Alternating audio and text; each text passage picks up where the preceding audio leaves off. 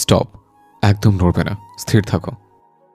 অন্ধকারে দিশা হারিয়ে ফেলা জিগরা হঠাৎ অচেনা পুরুষের কণ্ঠে থমকে গেল। শরীরটা তার থরথর করে কাঁপছে, ঘাড়ে এসে ঠেকছে গরম নিঃশ্বাস।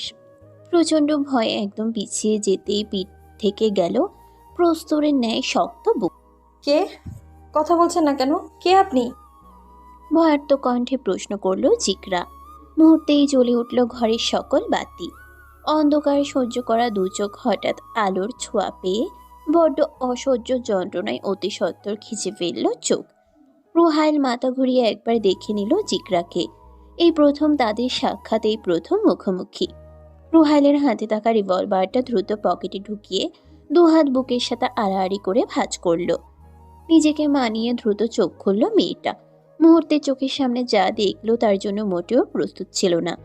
২০-২৫ জন কালো পোশাকধারী লোক দাঁড়িয়ে আছে তার ড্রয়িং রুমে। এদের কোনো নড়চড় নেই, শঠান দাঁড়িয়ে আছে যেন নিঃশ্বাস নিচ্ছে অতি সাবধানে। জিগরা কম্পিত শ্বাস প্রশ্বাস, জহুরি চোখে পরক করল রুহাইল। মেয়েটা নিশ্চয়ই ভয় পাচ্ছে। মিস জিগরা হাসান, শুনছি। দ্বিতীয়বার অপরিচিত লোকটার ডাকে জিগরা চমকে পেছনে তাকালো। কালো স্যুট পরিহিত ফর্সা লম্বা চওড়া দেহের অধিকারী লোকটাকে এই প্রথম দেখছে সে। গলার একপাশে কাটা দাগের চিহ্নটা নজরে আসতেই ভ্রু কুঁচকে গেল। কে আপনি? এখানে কি করছেন? আমার বাড়িতে আসার সাহস হলো কি করে? এক নাগারে কথা শেষ করে থামলো জিগরা। রুহাইল কিঞ্চিত হাসলো, ঠোঁট কামড়ে বসলো সোফায় এবং হাত দিয়ে ইশারা করে জিগরার উদ্দেশ্যে বলল, বসুন জিগরা, আমরা বসে কথা বলি। বসবো মানে? আমার বাড়িতে দাঁড়িয়ে আমায় আদেশ করছেন নাকি আপনি? একদমই না, অনুরোধ করছে জিগরা। এত ভদ্র সুরে রুহাইল কথা বলছে, ব্যাপারটা ঠিক হজম হলো না ইহানের। রুহাইলের পেছনে দাঁড়িয়ে থাকা ছেলেটির নাম ইহান। বর্তমানে রুহাইলের যত যাবতীয় কাজের ডান হাত বাম হাত সবটাই ইহান। রুহাইল নামক ভদ্রবেশের ছেলেটা যে কতটা জানোয়ার পাষাণ তা একমাত্র ইহান সহ বাদ বাকিরাই ভালো জানে। আজ এখানে প্রস্তুত হয়ে এসেছিল জিগরা নামক মেয়েটাকে ভয়ভীতি দেখানো হবে, অথচ রুহাইল কি তার চাল পাল্টে ফেলল? এত ভদ্রতা দেখাচ্ছে যে। আপনারা কে? আমার বাসায় কি করে ঢুকলেন? আমার চাচিমণি কোথায়? জিগরা, আপনি শান্তি হন। আমি রুহাল ফয়াজ। আমার নামটা নিশ্চয়ই শুনেছেন। একদমই না। ঠিক আছে, আমি বলছি। আমি রুহাল ফয়াজ, জার্মান থেকে এসে। জার্মান দেশটার নাম শুনতেই জিগরার সারা শরীরে যেন বৈদ্যুতিক শক লাগে। কেঁপে উঠে তার শরীর। মেয়েটার ছলাকলা সংগোপনে ঠাহর করল রুহাইল। তার শকুন চাহনি আর বাজ পাখির ন্যায় শিকার ধরার কৌশল সবটাই ভালো জানে ইহান। তাই রুহাইলের চুপচাপ ভাবটা যে অন্য কোনো পরিকল্পনার আওতায় পড়েছে তা ভেবেই ভয়ে কুঁচকে যাচ্ছে। জিগরা, আপনি কি ভাবছেন? কিছু না, বলুন। আপনার বাবা অর্থাৎ ইশাক হাসান আমার কোম্পানিতে কর্মরত ছিলেন। তবে বিগত ৩.৫ বছর যাবৎ তিনি পালিয়ে বেড়াচ্ছেন। কেন পালিয়ে বেড়াচ্ছেন তা আমি জানি না। তিনি আড়ালে থেকে আমার বেশ ক্ষতি সাধন করেছেন। আমার কোম্পানির গোপন কিছু তথ্য তিনি বাইরে প্রকাশ করেছেন। আমি চাই তিনি আমার সামনে আসুক, কেন এমনটা করেছে সেটাও জানতে চাই। গত ৩ বছর তাকে আমরা খুঁজছি, কিন্তু তিনি গায়েব। জিগরা অবাক চাহনি নিক্ষেপ করলো। তার বাবা নিখোঁজ? সে তো জানে তার বাবা নতুন সংসার নিয়ে ব্যস্ত আছে। আপনি এসব কি বলছেন? বাবার সাথে আমাদের যোগাযোগ নেই ৩.৫ বছর। এমনকি আমার মায়ের মৃত্যু হয়েছে ২ বছর আগে। আমার বাবাকে যখন মৃত্যুর সংবাদ জানিয়ে ইমেইল পাঠানো হলো, সেদিন রাতে তিনি প্রত্যুত্তর পাঠিয়েছিল।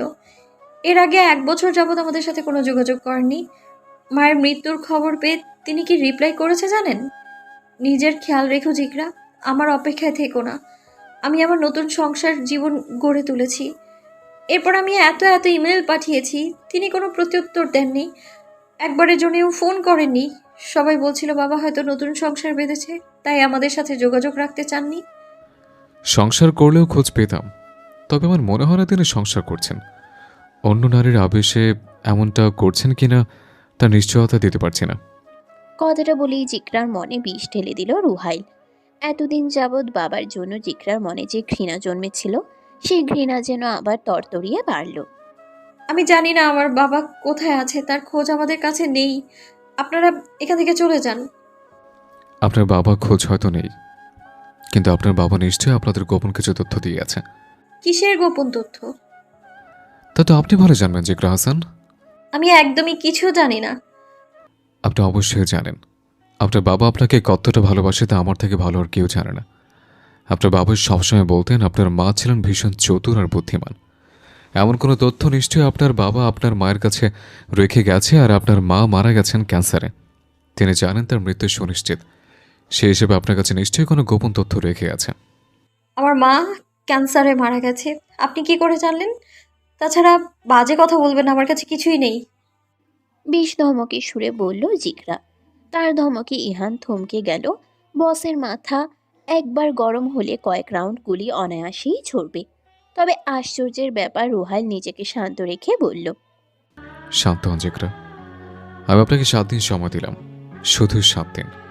এরপরই আপনি বুঝতে পারবেন রুহাইল ফাইয়াজ কে এবং তার আসল বৈশিষ্ট্য অক্ষর অক্ষর অনুভব করতে পারবেন। আপনি থ্রেট দিচ্ছেন আমায়? আমি পুলিশের কাছে যাব। জিকরার হুঁশিয়ারিতে রুহাইল পৈশাচিক হেসে বলল, ও গড, আপনি আবার পুলিশের কাছে যাবেন? আর আমি ফোন করলেই পুলিশ হাজির হবে, এত কষ্টের কি আছে? পুলিশ আসুক, আমরা একটু চা নাস্তা খাই, চিয়ার্স মোড়ে বাকি কথা সারা যাবে। আপনি এখান থেকে চলে যান, আপনাকে আমার অসহ্য লাগছে। ওয়েট, কাকে যেতে বলছেন?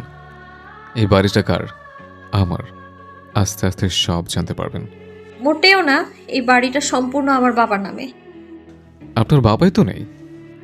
জিকরা আর প্রত্যুত্তর করল না। হঠাৎ ঝড়ে সে হাঁপিয়ে উঠছে। এই লোকটাকে তার খুব বেশি সুবিধার লাগছে না, বড্ড বেশি অদ্ভুত আর রহস্য মানব লাগছে। জিকরার আতঙ্কিত অবস্থা দেখে রুহাইল তার গার্ডদের চলে যেতে নির্দেশ দিল। কালো পোশাকধারী গার্ডরা সকলে বেরিয়ে গেলেও ইহান ঠাই দাঁড়িয়ে রইল। আশেপাশে পরখ করে রুহাইল জিকরার দিকে এগিয়ে এসে বলল, আমি জানোয়ার সমতুল্য আর আপনি সত্য ফুটো ফুল। আমাদের লড়াই নিশ্চয়ই সুখকর হবে না। সম্পূর্ণ কথা শেষ হওয়ার আগেই জিকরা পিছিয়ে যেতে নিলে রুহাইল এক হাতে তার পিঠ আঁকড়ে ধরল। পিছিয়ে গিয়ে লাভ নেই, আমি 10 কদম এগিয়ে যাব। আমাদের আবার দেখা হবে। তুমি হয়তো জানো না, আই লাভ ভায়োলেন্স। শেষ আলাপে তুমি সম্বোধন। নিজের কথা শেষ করে জিকরাকে হ্যাচকা টানে সরিয়ে পকেট থেকে কালো চশমাটা বের করে চোখে পড়ল রুহাইল। নিজের গম্ভীর ভাবটা পাশ কাটিয়ে ঠোঁটের কোণে হাসি ফুটিয়ে বেরিয়ে গেল। তার হাসিতে প্রাণ নেই, মিশে আছে শয়তানি আর কুটিলতা। গাড়িতে বসেই রুহাইলের মেজাজ বিগড়ে গেল। ইহানকে নির্দেশ দিল ওয়াইনের বোতলটা এগিয়ে দিতে। গটগটিয়ে কয়েক ঠোক ওয়াইন গিলে নিজেকে স্থির করল। রুহাইলের মেজাজ গরম তা দেখেই ইহানের ভয় বাড়ল। অতি ভয়ে প্রশ্ন করল, বস, একটা প্রশ্ন করব? বলো। এটা তো কথা ছিল না, জিকরা ম্যামকে গরম দেখানোর কথা ছিল, যেন সহজেই তাকে কাবু করা যায়। আমি ভুলেই গেছিলাম, জিকরা হাসান ইশাক হাসানের অতি আদরের কন্যা। এক থেকে মনে হলো এত মাসুম চেহারার একটা মেয়েকে সহজে গরম দেখানো ঠিক হবে না, একটু রই সয়ে চাল দিতে হবে। ইহান চুপ রইল। নিজের কার্যক্রমে আজ নিজেই ভারী অবাক হয়েছে। রুহাইল সে কি করে এতটা ধৈর্য নিয়ে মেয়েটার সাথে কথা বলেছে? এমনটা হওয়ার কথা তো ছিল না। পরিকল্পিত নকশাটা এক মুহূর্তে পাল্টে গেল। নিজের ভেতরের সত্তাটা মুহূর্তে রুহাইলকে সতর্ক করল, এইভাবে নিজেকে নরম রাখলে চলবে না। হৃদয়হীনদের নরম থাকা মানায় না। শোনো ইহান, আমি রুহাইল ফায়াজ, গ্যাংস্টার C20 গ্রুপের লিডার। আমাকে নরম দেখেছ তো ভাববে গরমের চেয়ে অতি গরম আসতে চলেছে। আমি হৃদয়হীন নির্দয় মানব। এই মিশন শেষ করে আমাদের দ্রুত জার্মানিতে ফিরতে হবে। Yes boss. কিছুক্ষণ পর গাড়ি থামল রুহাইলের নিজ বাসভবনের সামনে। বেশ অনেকটা জমি জুড়ে সাজানো এই ডুপ্লেক্স বাড়িটিতে প্রায় 8-9 বছর আগে বাংলাদেশে যখন আসা হয় তখন রুহাইল থেকেছিল। আজ এত বছর পর নিজ বাড়িতে এসে মনটা আচমকা ভালো হয়ে গেল। দারোয়ান রুহাইলকে দেখা মাত্র হাসার চেষ্টা করল, তবে ভয়ে তার হাসি আসছে না। নানান চেষ্টায় হাসি টেনে রুহাইলের সাথে কুশল বিনিময় করল। রুহাইল সারা বাড়িটা ঘুরে ঘুরে দেখছিল। কেয়ারটেকার বেশ ভালোই যত্ন নিচ্ছে। যত্ন তো নিতেই হবে, রুহাইল ফায়াজের বাড়ি বলে কথা। 19-20 হলেই হৃদয়হীন রুহাইল যে তার যত্ন নেবে, একদম গ্যাংস্টার রুহাইল ফায়াজ তার নিজস্ব স্টাইলে। বাড়িটা যখন ঘুরে দেখছিল তখন শেফার্ড জাতের একটি কুকুর অপরিচিত রুহাইলকে দেখা মাত্র তেড়ে এলো। কুকুরটা সারাদিন বাড়ি পাহারায় নিয়োজিত থাকে। আজ যখন অচেনা রুহাইলকে দেখল, তার মস্তিষ্ক সচেতন হয়ে চিৎকার শুরু করলো এবং তেড়ে এলো রুহাইলকে কবজা করতে। তবে কুকুরটা রুহাইলকে কবজা করার পূর্বেই হৃদয়হীন রুহাইল পকেট থেকে রিভলভার বের করে ঝাঁঝরা করে দিল কুকুরটির দেহ। আশেপাশে রক্ত ছিটকে ছড়িয়ে গেল। কুকুরটির নিথর দেহ মাটিতে লুটিয়ে পড়তেই রুহাইল ফিচেল হাসল এবং হাঁটু ভেঙে বসে রক্ত ছুঁয়ে বলল। I love blood. গুলির শব্দে ইহান ছুটে এলো রুহাইলকে রক্ত ছুঁয়ে দিতে দেখা মাত্রই সে হেসে বলল।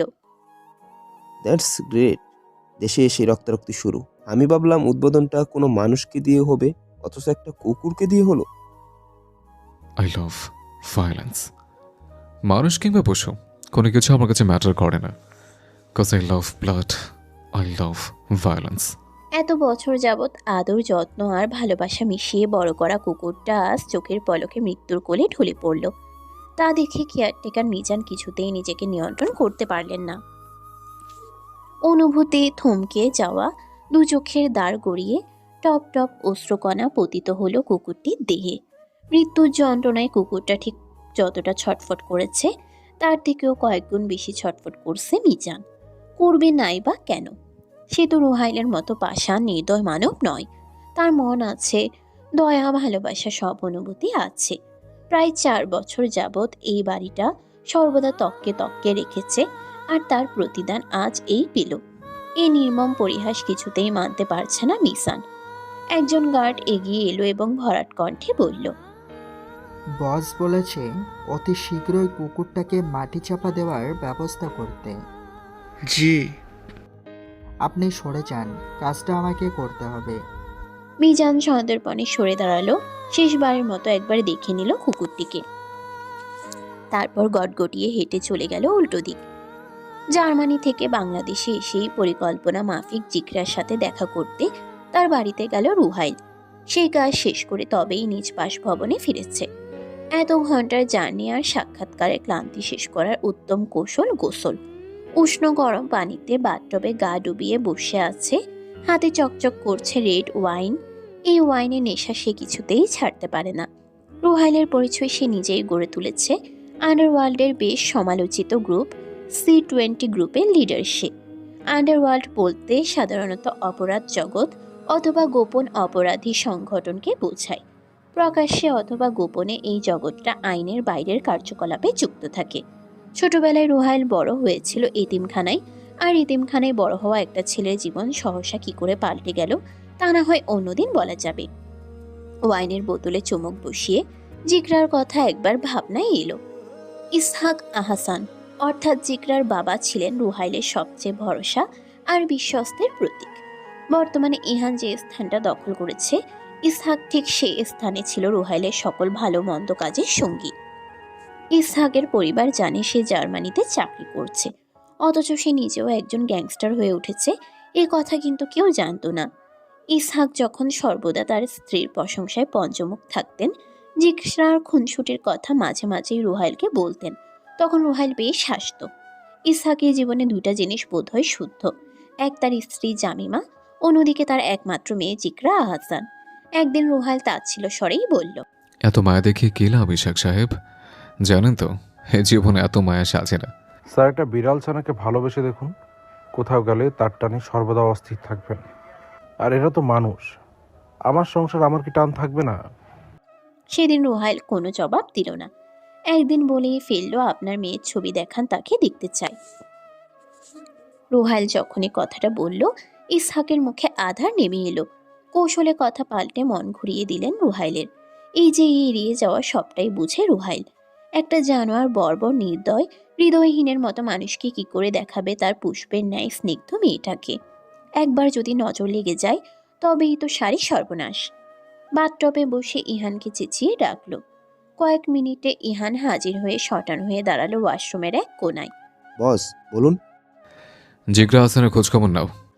একবার নিয়েছিলাম না, আর কি তথ্য লাগবে? মেয়েটাকে আমার বড্ড বেশি সন্দেহ হচ্ছে।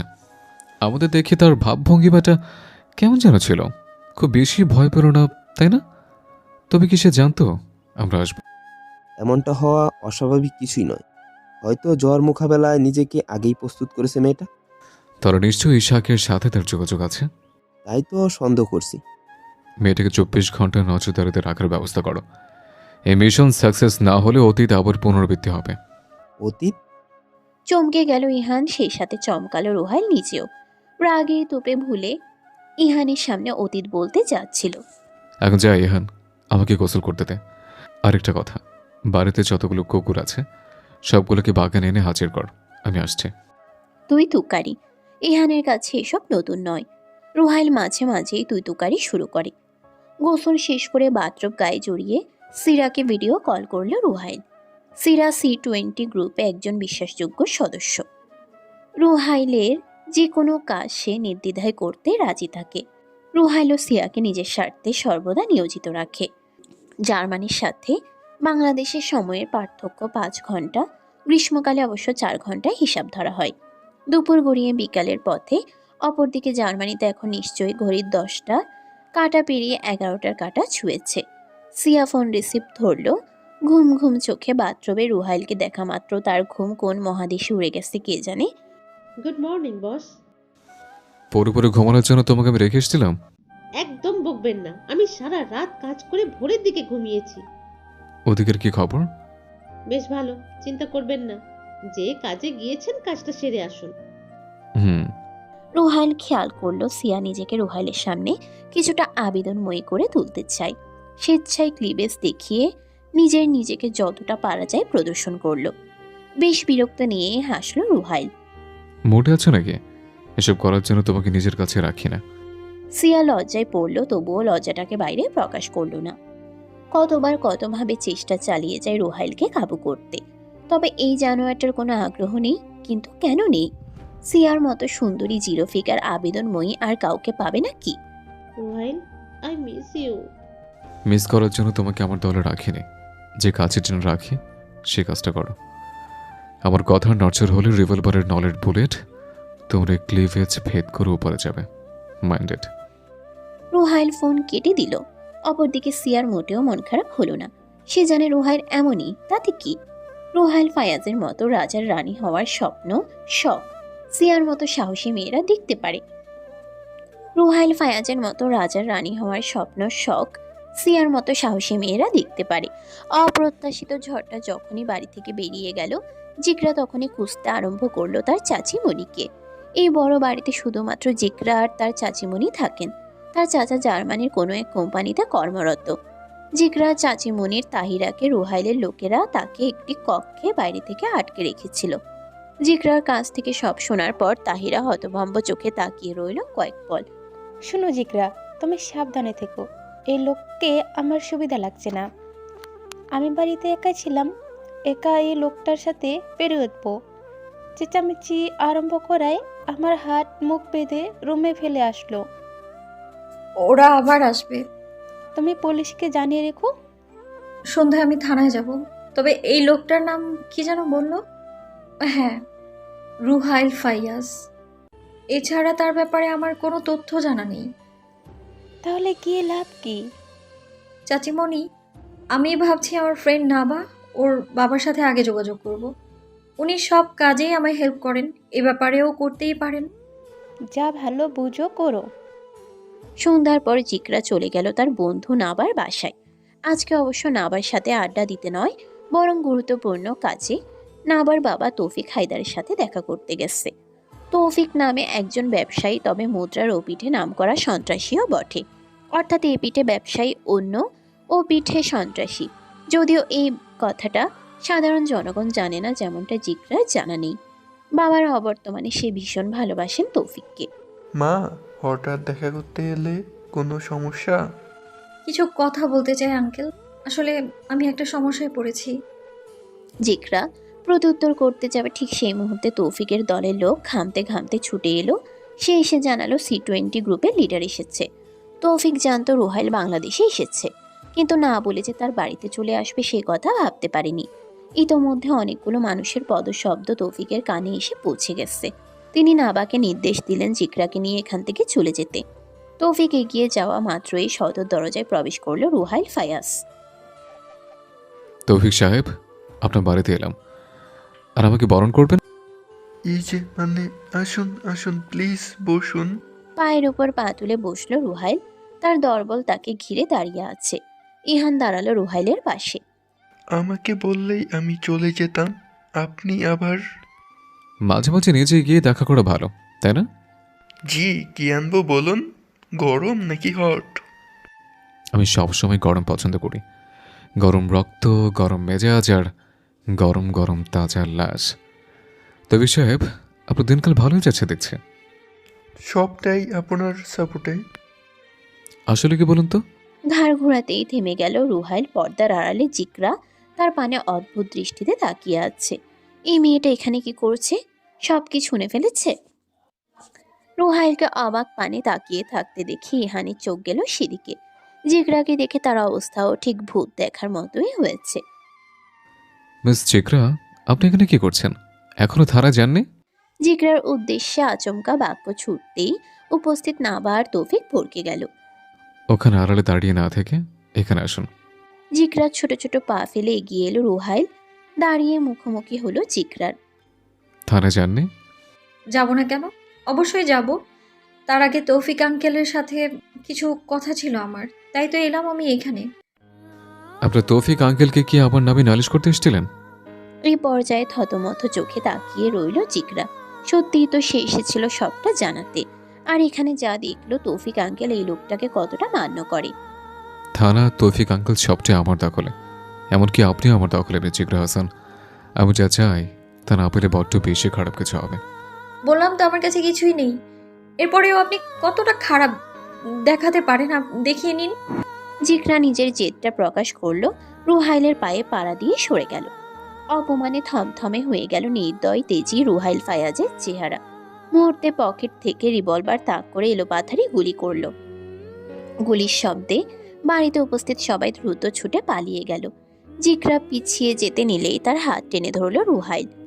তোর এত বড় সাহস দিয়ে আমার পায়ে পা দিচ্ছিস? ভদ্রতা দেখিয়েছে, খুব ভদ্রতা।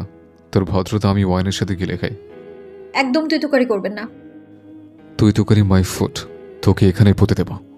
রুহাইল বেশ রেগে গেছে। জিগরার কপালের মাঝ বরাবর রিভলভার ধরলো এবং শুট করলো। তীব্র ভয়ে জিগরা চেঁচিয়ে উঠল।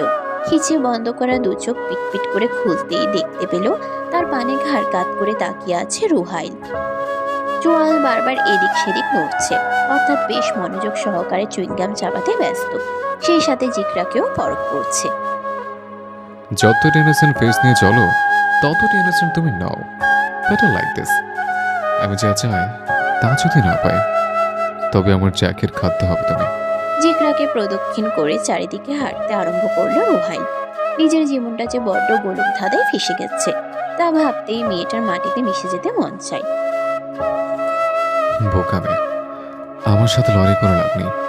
আমি তোমার জীবন পাল্টে দেওয়ার ক্ষমতা রাখি। Just in 1 second. মাথায় রাখবে কিন্তু, আই লাভ ভায়োলেন্স। মেয়েটাকে না মেরে ফেললে আমি শান্তি পাবো না, কিছুতেই না। পায়চারি করতে করতে কথাটুকু বলে থামলো রুহাইল। ফেরার পর থেকে তার চওড়া মেজাজ সহ্য করছে সকলে। মূলত জিগরার আচরণে রুহাইল বড্ড বেশি খেপে গেছে। একটা মেয়ের কতটা সাহস হলে গ্যাংস্টার রুহাইল ফায়াজের পায়ে পাড়া দেয়। হাতে থাকা রিভলভারটা যেন তাকে সমানে ধমক দিচ্ছে, কেন মারলি না মেয়েটাকে? এতটা ধৈর্য তুই কবে থেকে শিখলি? বস, আপনি কেন শুট করলেন না? মেয়েটার বেদবি এক নিমিষে চুষে দিতেন। ইহানের কথায় নড়ে চড়ে উঠল রুহাইল। ইহান বড্ড অধৈর্য লোক। মারামারি ইহানের বেশ পছন্দ। আরো পছন্দ রুহাইলের ক্ষোভের ক্ষোভে করা সকল কর্মকাণ্ড। যে কোনো কাজে ইহান রুহাইলকে স্থির করার পরিবর্তে উল্টো রাগে ঘি ঢেলে দ্বিগুণ রাগিয়ে দেয়। ওকে মারলে আমি বাকি ইনফরমেশন কোথায় পাবো? একই প্রশ্ন আমারও। তবে মেয়েটাকে ভয় দেখাতে হবে। কি দিয়ে ভয় দেখানো যায়? আর আত্মীয় স্বজন বলতে একজন চাচি আছে, আর কেউ নেই। আপাতত কয়েকদিন দেখি, তারপর যা ভাবার ভাববো।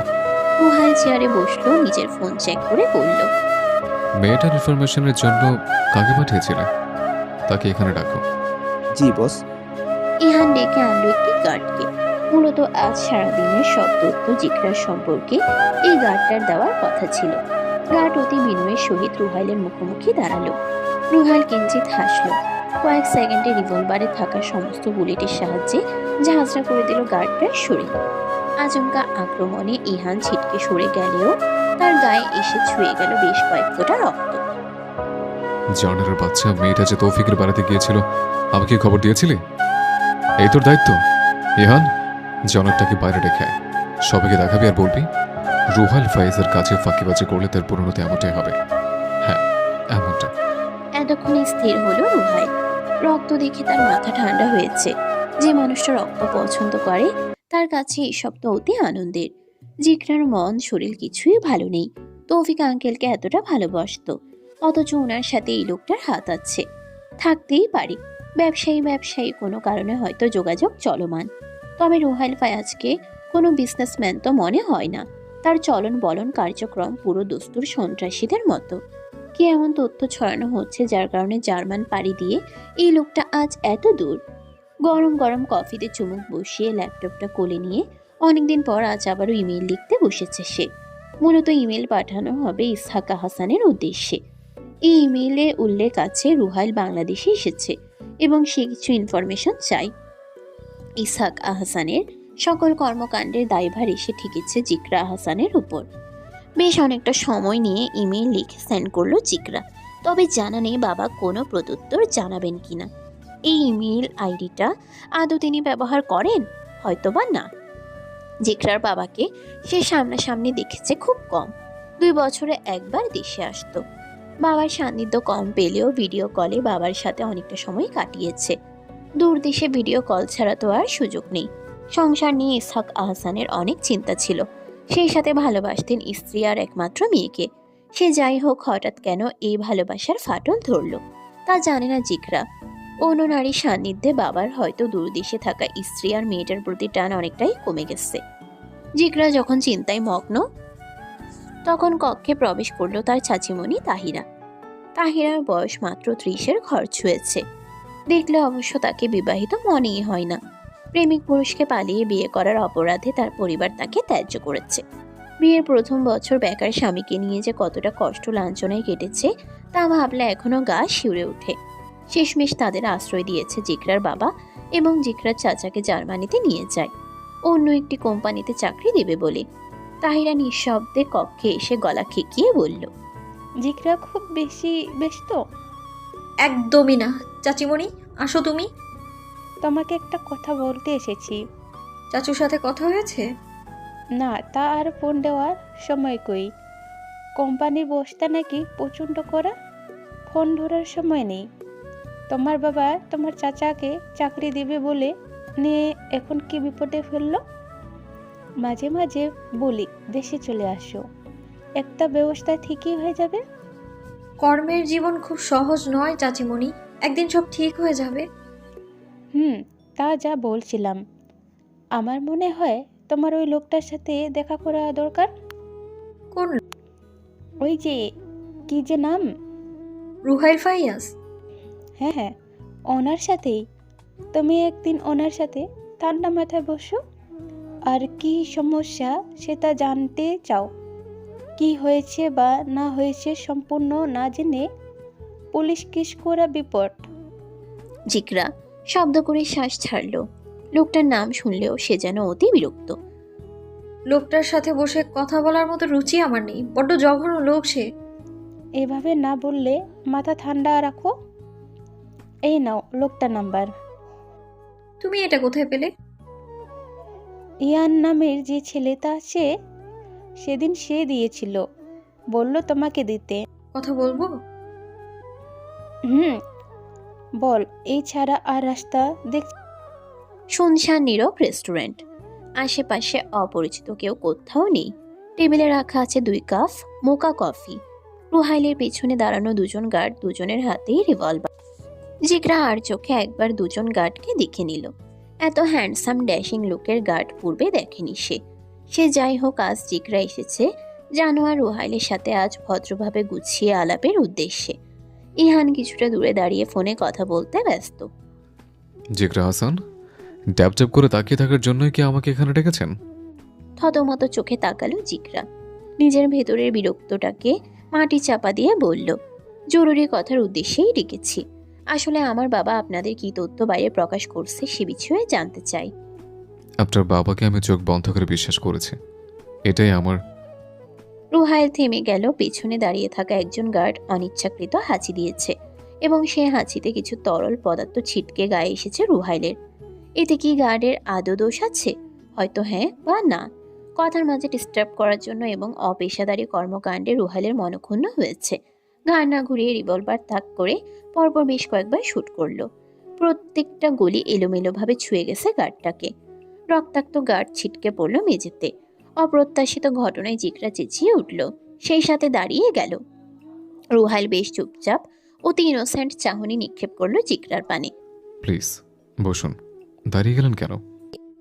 এটা এটা আপনি কি করলেন? I love violence. এসব আমার জন্য কোনো অবাক করার বিষয় নয়। Sit down silly girl. Zikra বসলো না, ঠাই দাঁড়িয়ে রইল। রক্তাক্ত মেছে আর নিথর দেহের মানুষটাকে দেখে গুলিয়ে উঠল তার শরীর। এই মুহূর্তে এখানে থাকার কোনো ইচ্ছেই নেই। কাঁপতে কাঁপতে নিজের ব্যাগটা হাতে তুলে বলল, আমার বমি আসছে। ওয়াশরুমে যান। ইহান ওনাকে ওয়াশরুমটা দেখিয়ে দাও। ইহানকে নির্দেশ করা মাত্র ইহান জিকরাকে নিয়ে গেল ওয়াশরুমে। এই প্রথম এমন ঘটনার সাক্ষী হলো জিকরা। এর আগে এমনটা সে দেখেনি। এই মানুষটার কাছে জীবনের মূল্য নেই। বড্ড জানোয়ার আর নির্দয় লোক। তার আন্ডারে কাজ করে কোন পাগলে? জিকরার বাবা কি করে এই লোকটার সাথে কাজ করেছিল এত বছর? তবে কি বাবা এই লোকটার হাত থেকে পালিয়েছে? দুয়ে দুয়ে চার মিলিয়ে উঠতে পারছে না জিকরা। দ্রুত পানির ঝাপটা চোখে মুখে দিয়ে নিজেকে স্থির করলো এবং ওয়াশরুম থেকে বের হলো নিঃশব্দে। রুহাইল এখনো বসে আছে আর গার্ডের লাশটাও পড়ে আছে মেঝেতে। জিকরা সবার আড়ালে কিছু ছবি তুলে নিল। তারপর বেরিয়ে গেল সিঁড়ি দিয়ে। লিফট দিয়ে নামতে গেলে সবাই তাকে দেখে ফেলবে, তাই সিঁড়ি দিয়ে নেমে যাওয়াই যুক্তিযুক্ত। তবে আর যাই হোক, 9 তলার উপর থেকে সিঁড়ি দিয়ে নামতে নামতে জিকরা আদৌ যেতে পারবে? জিকরা দেদারসে ছুটতে থাকে।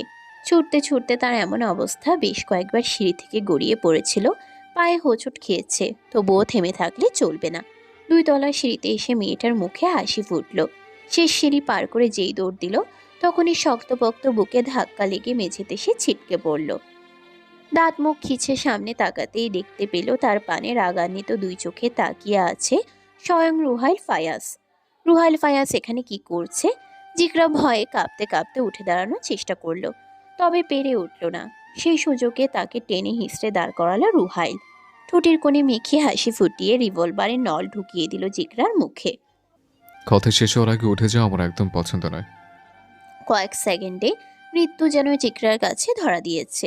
শরীর কাঁপতে কাঁপতে যখন নিজেকে ছাড়িয়ে নেওয়ার চেষ্টা করলো, তখনই লিফট থেকে ছুটে এলো ইহান এবং দাঁতে দাঁত চেপে বলল, শুট বস শুট। কত বড় সাহস, আপনাকে টেক্কা দিয়ে পালিয়েছে। জিকরার কাঁপুনি বেড়ে যায়। সত্যি সত্যি আজকেই তার শেষ দিন। একটা জানোয়ারের হাতে নির্মম মৃত্যু হবে তার। রুহাইল রিভলভারের নলটা সরিয়ে জিকরার বাহু চেপে রাখলো। তখনও জিকরা থরথর করে কাঁপছে। নিজেকে ছাড়িয়ে নিতে জিকরা রুহাইলের হাত ধরল। তখনই রুহাইল ভ্রুকুচকে জিকরার পানে তাকিয়ে বলল, এই মেয়ে, আমার ছোঁয়ায় রোমান্টিক মুডে আছো নাকি?